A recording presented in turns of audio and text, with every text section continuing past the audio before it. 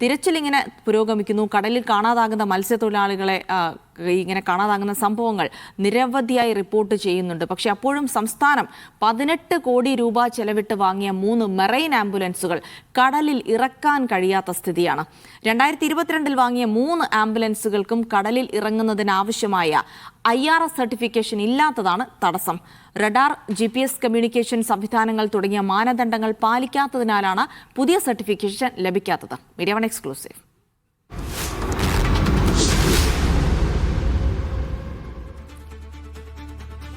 റിസ്വാൻ ഹുസൈൻ വിവരങ്ങൾ നൽകും.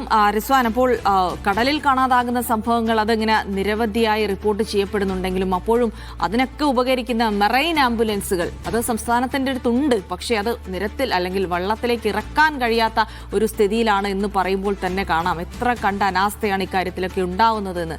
എന്താണ് സംഭവിക്കുന്നത് റിസ്വാൻ?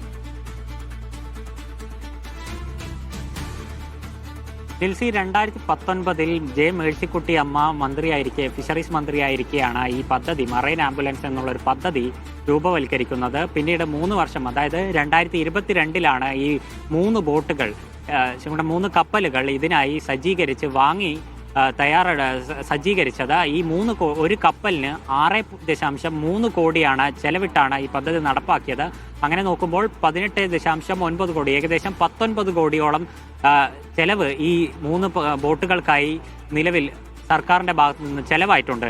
ഈ 3 ബോട്ടുകൾ എന്ന് പറയുന്നത് തിരുവനന്തപുരത്ത് പ്രതീക്ഷ എന്ന പേരിലും, എറണാകുളത്ത് പ്രത്യാക്ഷ എന്ന പേരിലും, കോഴിക്കോട് ബേപ്പൂരിൽ കാരുണ്യ എന്ന പേരിലും 3 ബോട്ടുകളാണ് നിലവിൽ സർക്കാർ അന്ന് സജ്ജീകരിച്ചത്. പക്ഷേ ഈ 3 ബോട്ടുകളും നാമമാത്രമായി സർക്കാരിന്റെ അല്ലെങ്കിൽ ഉദ്യോഗസ്ഥരുടെ കെടുകാര്യസ്ഥത മൂലം 3 ബോട്ടുകളും അതിന്റെ പൂർണ്ണമായുള്ള ഒരു ഉത്തരവാദിത്തം നിറവേറ്റാൻ സാധിക്കാതെ കിടക്കുകയാണ് എന്നുള്ളതാണ് വസ്തുത.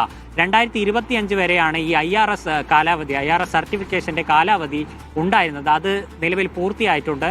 അത് പിന്നീട് അതിന്റെ കാലാവധി പുതുക്കുന്ന ഒരു നടപടികൾ ഇപ്പോൾ എവിടെയും എത്തിയിട്ടില്ല. മാത്രമല്ല, ഇതിന് ഒരു പ്രതിമാസ ചെലവ് എന്ന് പറയുന്നത് ഏകദേശം 3 ലക്ഷത്തോളം രൂപ വില വരും. ഈ ക്യാപ്റ്റൻ, കുക്ക്, അതുപോലെ തന്നെ മറ്റ് 2 സഹായികൾ, അതുപോലെ റെസ്ക്യൂ ടീം 2 പേർ, അവർക്ക് 50,000 രൂപയുണ്ട്. പ്രത്യേകിച്ച് ഇന്ധന ചെലവ് 1 ലക്ഷത്തോളം മാസം വരുന്നുണ്ട്.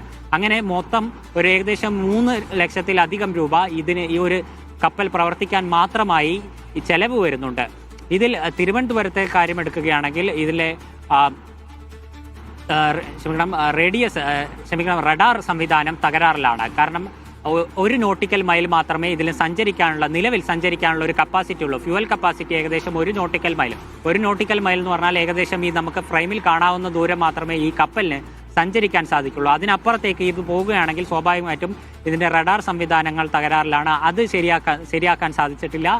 മാത്രമല്ല, ഈ റഡാർ സംവിധാനങ്ങൾ തകരാറിലായത് മൂലം തന്നെ 10 നോട്ടിക്കൽ മൈലിനപ്പുറത്തേക്ക് ഈ സാധനം 10 നോട്ടിക്കൽ മൈൽ പോലും ഇതിന് താണ്ടാൻ സാധിക്കില്ല എന്നുള്ളൊരു കഷ്ടത ഇതിനുണ്ട്. വെറുതെ ഈ സാധനം വാങ്ങി വെച്ചതുകൊണ്ട് മാത്രം ഈ നടപടികൾ പൂർത്തിയാകാത്തത് കൊണ്ട് തന്നെയാണ്, ഈ സർട്ടിഫിക്കേഷൻ വൈകുന്നത് മൂലമാണ് ഇപ്പോൾ വലിയ രീതിയിൽ കൊട്ടിഘോഷിച്ച് കൊണ്ടുവന്ന ഒരു പദ്ധതി വെള്ളത്തിലാകുന്ന ഒരു സാഹചര്യം. കട്ടപ്പുറത്ത് ഇപ്പോഴും ആ 3 ബോട്ടുകൾ നിലവിൽ നിൽക്കുന്നു എന്നുള്ള മാത്രമാണ്.